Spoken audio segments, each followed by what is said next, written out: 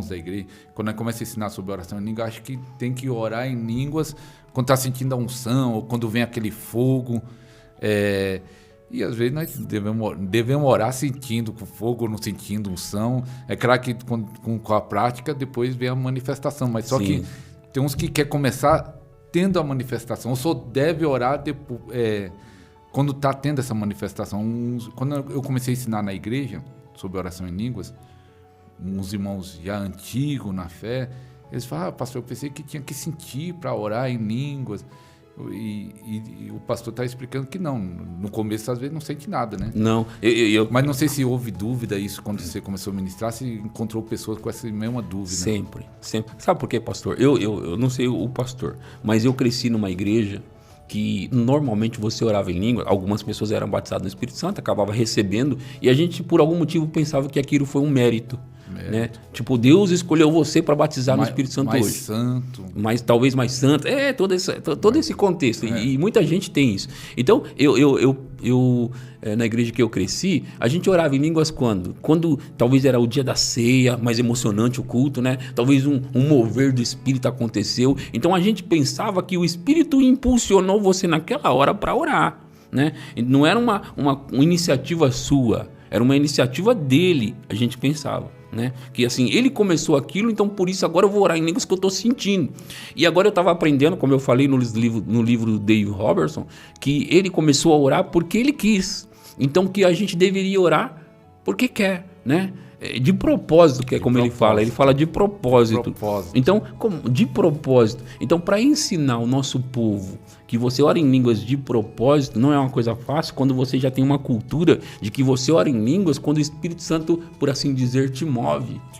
Né? Só espera. Isso. Então, ali eu comecei a orar de propósito. Olha, de verdade, eu tenho resultados, o pastor também tem, né? Então eu posso falar de maneira bem clara e objetiva que você ora em línguas de propósito, né? E por que você ora em línguas de propósito e gasta tempo fazendo isso, como diz o Dave, hora após hora, né? Dia após dia. Então você vai ter resultados, só que você tem que permanecer fazendo, permanecer orando, continuar perseverando ali na oração. E não é, porque se a gente for esperar o Deus mover para a gente começar a orar, nem sempre a gente vai ter essas sensações. Vai orar pouco, né? Vai orar pouco, né? E Paulo dava graças a Deus porque orava em línguas mais do que todos. Então quer dizer que Deus movia ele sempre mais do que os outros, né? Deus que movia ele, então era meio que injusto Deus não mover os outros da mesma forma. Veja que por aí a gente já vê um caminho de que Deus não faz acepção de pessoas. Ele não escolhe você para fluir num dom maior do que o outro, né? Numa operação maior. Ele faz claro que os dons são repartidos, mas são repartidos, né? Então assim, se Paulo dava graças a Deus que orava em línguas mais do que todos, ele fazia aquilo de propósito. Então eu estava aprendendo, e o pastor aprendeu com certeza isso também, que a gente faz de propósito, porque quer. Então eu gastei ali tempo orando em línguas e comecei, como eu estava contando aí, a ver coisas acontecer, uma mudança aqui, uma outra ali, algo chegou, né? A questão do emprego, a questão da unção, a questão do convite para pregar, a questão disso e daquilo foi chegando. E aí eu ficava mais motivado, pastor. Ficava mais motivado. Aí eu comecei, pastor, a ensinar também as pessoas a receber. Então, comecei a pregar muito sobre o assunto e ensinar as pessoas. Primeiro, uma coisa que eu queria saber, você falou aqui perseverança, porque às vezes, em alguns casos, é rápido. Eu vi testemunho de pessoas que oraram em línguas e que tiveram resultado, às vezes, em um mês, e tem outros que parece que 6 meses. Eu já vi, eu tenho um grupo no Facebook, Oração em Línguas, aí tinha uma irmã que falou, estou já 4 meses orando e não vi resultado. O que a palavra é perseverança. Então, alguns pode ser rápido, outros pode demorar alguns meses, mas o resultado tem. Porque a primeira coisa é a edificação. Isso daí acontece imediato. A Bíblia fala que quem ora em línguas, a si mesmo se edifica. Mas uma coisa que acontece, pelo menos na região que eu moro, quando você começa a falar sobre o assunto, parece que é uma perseguição. Se aconteceu isso com o ministério do pastor, quando você começou a ministrar, igual eu estava falando, batismo, falar de oração em línguas, se houve alguma oposição, se houve bloqueio, perseguição, se aconteceu. Já houve de pessoas falar, você só fala sobre isso? Você só ensina isso? Você só ensina isso? E eu era itinerante, eu não era pastor de igreja. Sim. Como pastor de igreja, a gente sabe que tem que ensinar vários assuntos, né? Claro que a gente dá ênfase em alguma coisa que é da nossa vida, porque Deus chamou a gente para aquilo, né? No meu caso, oração em línguas, essa parte da vida no Espírito, vida no Espírito. Deus me chamou para isso, mas eu como pastor, eu entendo que eu tenho que ensinar os vários assuntos para a igreja, para dar uma dieta, né, diversificada para a igreja. Mas como eu era itinerante, eu comecei a pastorear em 2011. Então, antes disso, de 2005 a 2011, eu pregava basicamente a oração em línguas. Toda igreja? Eu ia pregar, ainda faço isso, né? Muitas vezes. Então, se eu vou pregar nas igrejas, eles querem que eu pregue vida no Espírito, oração em línguas é normal. Então, eu já saio pregando oração em línguas. Na minha igreja local, não. Eu ensino vários assuntos, né? Então, eu pregava muito. E aí, eu me lembro que um irmão até me colocou no grupo dele, aqui esse é o grupo de pastores para um abençoar. O outro entra aqui e tal, entrei. Daqui a pouco, o meu assunto, oração em línguas, oração em línguas, oração... Um dia ele se revoltou e falou assim, você só fala sobre isso? Eu só disse, tem mas... esse assunto? Só tem esse assunto. Eu disse, mas assim, as pessoas que estão no grupo, cada um abençoa da forma que pode. E o meu dom, o meu assunto é esse, que vai contribuir para vocês, né? Que vai trazer edificação. E eu até expliquei para ele que na minha igreja, na verdade, eu falava sobre os diversos assuntos. Mas ali no grupo eu estava para abençoar da maneira que eu podia, né? E eu não podia perder tempo. Então, eu abençoava daquela forma. Então, já tive algumas críticas nesse sentido. Né? Que às vezes há muita oposição, porque eu acho que também religiosidade, né? As pessoas não entendem que quando você fala de oração... Eu lembro que uma vez eu dei uma apostila que virou livro para uma irmã, aí ela devolveu depois e falou que... não, ali só fala de oração em línguas. Aí, desprezou. Só fala disso aqui, a apostila toda. Disso. Mas o propósito era esse. Se fosse cura, ia estar o livro só todo de cura. Só de cura. Só de cura. Se fosse prosperidade, ia estar só de prosperidade. E os dons espirituais. Porque tem algo que é ativado, o dom de cura, dom de milagre. Eu acho que quando está orando em línguas, os outros dons são ativados. Eu acho que também o Kenneth Hagin, eu acho que no livro dele, Línguas, que é um livro que eu recomendo, Línguas lá depois do Pentecostes. Depois do Pentecostes, muito bom. Que ele fala que a época que ele mais foi usado por Deus em cura, milagres financeiros e unção, foi na época que ele orava mais em línguas. Ele comenta lá no livro Línguas. Você acha que há uma ativação quando você está orando em línguas? Os outros dons são ativados? E por isso que às vezes tem muitos ministérios que não vê manifestação nenhuma dos dons, porque talvez eles não estão se edificando? Ou... Sim, independente. O Kenneth Hagin fala isso e eu acredito piamente que a oração em línguas é a porta para o sobrenatural e é a porta para os dons, né? Como é isso? É o carro-chefe. Você entra no batismo no Espírito Santo, que é o que aconteceu em Atos 2, né? Que é o início. Que é o início de tudo. Você entra na oração... acho que é o fim. E ali é o início. É o início. E aí você entra na oração em línguas, né? Que foi o que veio em Atos 2, no dia de Pentecostes, foi o que veio, né? Você começa nas línguas, e aí o que acontece? Aí vem os dons a seguir. Então, é como se fosse um trem, né? Vem o primeiro vagão, que é a oração em línguas e tal, né? O batismo no Espírito Santo, e os outros dons estão tudo atrás. Então, quando você entra nessa jornada do batismo no Espírito Santo, da oração em línguas, é que você entra nos dons. Então, eu acredito que é a porta para o sobrenatural, a porta para os dons espirituais. E a gente vê isso em Atos 2, mas a gente vê na Rua Azusa também. O que chegou na Rua Azusa? Quando eles estavam lá buscando a Deus, orando, o que chegou lá? Justamente o batismo no Espírito Santo, a oração em línguas. Foi a primeira coisa. A primeira coisa, e aí depois veio os dons. Então, em toda a história é assim. Né? E não é diferente, na minha vida não foi diferente, pastor. Eu tenho operado em alguns dons na minha vida hoje, né? Eu opero num nível, eu vou dizer um nível, vou explicar. Eu opero num nível da palavra de conhecimento e eu opero num nível também de dom de cura, dons de curas. Né? De cura. Então, como que é isso? Porque num nível, eu sei que existem níveis mais profundos, tanto dos dons da palavra de conhecimento, quanto do discernimento de espírito, qualquer outro, e dom de cura. E eu acredito que eu já estou operando num dom, né? Numa parte desse dom. E eu quero coisas mais profundas. Mas, por exemplo, pastor, eu estou na igreja ou em algum lugar pregando, e aí eu percebo que pessoas estão ali com determinada doença. Alguém está com essa dor aqui, alguém está com esse problema aqui. Então, aparecem as pessoas e eu oro por elas e elas são curadas instantaneamente, na maioria das vezes. Então, eu tenho ensinado muito isso nas igrejas, que quando eu operar na palavra de conhecimento ou qualquer outra pessoa que está ligada a uma doença de alguém, o dom de cura vai operar a seguir. E tem acontecido isso comigo. Deus já revelou que Deus quer curar, né? Quer curar. Ele quer curar, né? Se ele já mostrou... Mostrou, é porque a vontade é curar pessoas. Exatamente. Né? Eu costumo ensinar os dons, né? Eu ensino os dons. Que é muito bom, né? Que é muito bom. E aí, a gente, para ensinar sobre os dons espirituais, a gente separa um do outro, explica cada um. Mas na hora de operar... Normalmente eles operam juntos, um com o outro. Fé, conhecimento. Isso. Normalmente eles vão operar. Por exemplo, eu opero na palavra de conhecimento seguido do dom de cura. Né? Então, eu acredito que eles operam juntos. Não todos juntos, mas algum... Opera junto. Né? E depois das orações em língua, qual foi a maior manifestação que você acha que tem a ver ligado com oração em línguas? No seu ministério ou vida pessoal, qual foi as mais fortes? A mais forte. Está ligada à unção mesmo, à unção.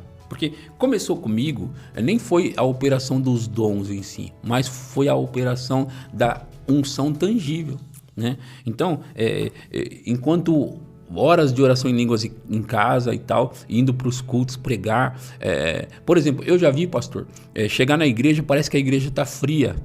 E eu debaixo da unção, sentindo desde casa. Aquela unção tangível, sabe? Aquela que eu falei, formigamentos e tudo. E eu parado ali pensando que alguma coisa vai mudar a hora que eu subir lá. Literalmente assim. A hora que eu pegava no microfone, a atmosfera mudando assim. Isso é uma das coisas. Né? Eu já vi encostar em alguém e eu senti na unção e pastor, você está debaixo da unção porque eu estou sentindo isso aqui, você está ungido aí. Transferir assim, só de estar perto. Também já tive essa experiência. Eu tive experiência de estar pregando ali e pessoas caindo nas cadeiras. Já tive também. A unção já estava tocando. Tive experiência de impor as mãos, pessoas cair, levantar o braço, pegar pano e dar para elas cair. Sabe? Unção mesmo. Então, teve vezes que eu peguei aqueles panos que os diáconos normalmente usam para tampar as pessoas. Então, segura essa ponta. Eu segurar aqui, pessoas cair debaixo dessa unção. Né? E tinha uma época que eu estava operando tanto nisso, bastante. Tinha uma época que eu estava operando muito. Aí Deus disse para mim assim, foi aí que eu entrei na unção da cura. Deus disse para mim assim, essa unção que as pessoas estão recebendo e caindo através da sua vida é a mesma unção que vai curar o corpo delas. Então você tem que começar a orar por cura. Eu não orava por cura, pastor. Só liberando a unção. Só liberando a unção, só transferindo a unção. Transmitindo, né? E eu estudava muito o assunto, orava em línguas e a unção vinha. E aí eu transferia. E Deus falou para mim mais de uma vez. Ele disse, é a mesma unção que vai curar as pessoas. E aí que eu comecei a entrar nisso, porque aí me despertou, sabe? Porque a unção já está aqui. A unção já está aqui. Só falta ministrar. Só falta ministrar. E aí eu comecei a entrar nela. E as curas, como foi que as primeiras curas, os primeiros milagres? Começa com aquelas mais simples, né? Talvez uma dor de cabeça, alguma coisa assim. Já quer levantar o paralítico na primeira oração. Isso, aí a gente sabe que é uma progressiva, que vai crescendo. Né? Por isso que eu digo que eu opero num certo nível de dons. Por exemplo, eu já vi paralítico andar. Mas eu ainda não vi maior do que isso. Então, eu estou com expectativa. Pastor, eu já fui em velório, na verdade, necrotério, orar por gente que morreu. Já foi? 2 vezes. Então, não consegui levantar, mas eu pensei. Mas teve a fé de estar indo. Fui lá, coloquei a mão, falei, você vai levantar daí e tal. Então, eu já fui, porque eu acredito que eu vou chegar nisso. Eu não cheguei, mas eu acredito. E depois que eu chegar no primeiro, é igual eu tô aqui com o livro do Smith Wigglesworth, né? Tem livros que falam que ele ressuscitou 19 pessoas. Outros falam que ele ressuscitou 23. Seja 19, 23, o fato é que esse homem ressuscitou várias pessoas. Assim, uma já era algo extraordinário. Já era algo extraordinário. Então, assim, o que Deus faz para um, ele faz para o outro. Eu acredito que eu vou chegar nisso. Vai, tá ativando, né? Tô ativando. Fui para cima. Tá orando já é uma forma de ativar, né? Eu acho que eu orei por 3 pessoas, mas eu ficava ali, em nome de Jesus. Então, assim, eu acredito que a gente cresce num nível de fé e de dons. Você acha que uma das coisas que talvez está faltando em alguns lugares é a igreja se ativar através da oração em línguas? Se toda igreja independente, pentecostal, não vou dizer a tradicional, que tem uns que não acreditam que os dons são atuais, mas vamos dizer, essas igrejas que acreditam que os dons são atuais, fizesse o carro-chefe, que o pastor disse, a locomotiva, sim, não ia entrar numa nova dimensão a igreja do Brasil? Com certeza, porque na verdade, pastor, mesmo que existam as igrejas tradicionais que não acreditam, mas na verdade o dom do Espírito Santo, ele é para todas as pessoas, todos os crentes, vamos dizer assim, todos os cristãos, evangélicos, para todos. Derramado Ah, mas tem parte da igreja que não acredita nisso. Mesmo assim, eles estão perdendo um direito deles. Eles estão perdendo um direito. Eles têm direito. Não acredita naquilo. Mas eu penso que esse assunto é tão poderoso que o diabo conseguiu cegar metade da igreja nesse sentido que nós estamos falando. Metade da igreja que não acredita nisso é por quê? Porque o diabo conseguiu convencer eles de alguma forma, né, mirabolante, que aquilo não é para os dias de hoje, que aquilo que eles falaram lá era a língua da terra, enfim, você sabe de tudo isso, né? Então metade da igreja já não acredita. Então o diabo pensa assim, aqui eu já não tenho um problema com essa turma aqui. Aí tem o pentecostal, o carismático. Esse pentecostal e carismático, né, que é o povo que acredita, muitos deles, apesar de acreditar, você vai nas igrejas e pergunta, quem é batizado no Espírito Santo? Um monte de gente levanta a mão que não é, né? Quem não é? Monte de pessoas levantando a mão que não é. Por que não é? Ah, porque Deus ainda não batizou. Ah, porque não era o tempo. Ah, vários motivos, né? Eles dão. Então, o crente Hegel cita no livro lá, tem uns que tá esperando. Está esperando para receber. 10, né? 15 anos, 20 anos. E passa tempo. Então, a metade, como eu estava falando, não acredita. A outra metade que acredita, o diabo convence que ainda tem um tempo, que é quando Deus quiser. Então, também ele está conseguindo convencer algumas pessoas, eles estão perdendo o privilégio. Não, agora eu lembro, o pastor falando, eu lembrei de um irmão que buscando o batismo do Espírito Santo, mas ele era de uma igreja que ensinava que tinha que ser tipo perfeito, santo, que recebia, e ele não tinha recebido ainda.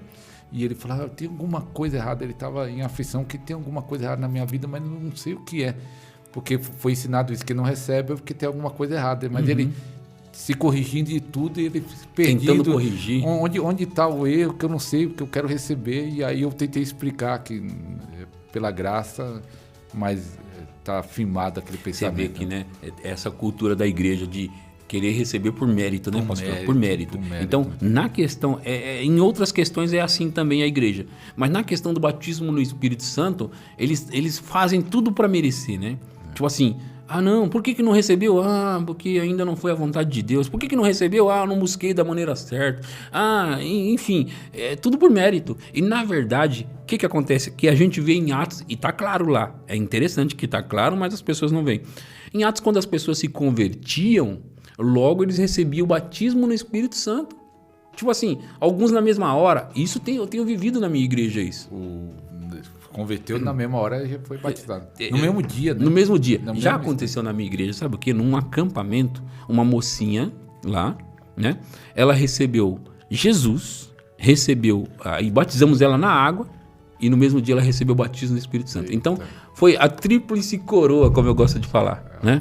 A bênção completa. Então, como que a pessoa aceita Jesus nesse dia, é batizado nas águas nesse dia, e batizado no Espírito Santo? Mas se fosse de outro ensinamento, batendo no Espírito Santo, você vai ter que esperar um pouco. Né? Vai ter calma. Vai ter calma. Vai ter que buscar. Isso, vai ter que buscar. Santidade, vai ter que não sei. Mas é que as pessoas, como pensam que é por causa de mérito, então assim, mereceu, recebeu, não mereceu. Eles não entendem que, na verdade, o batismo no Espírito Santo e a oração em línguas é para ajudar eles, ajudar o cristão a se santificar, se consagrar, viver com Deus, para Deus, né? Então eles não pensam que é algo que é colocado neles para uma ajuda. Eles pensam que é assim, você mereceu, recebeu, não mereceu, não recebeu. Eles pensam que é assim. Já o Espírito Santo ajuda nas nossas fraquezas. Então o Espírito Santo vem para ajudar nossas fraquezas, vencer as tentações, vencer a carne. Então já a oração em língua já serve isso.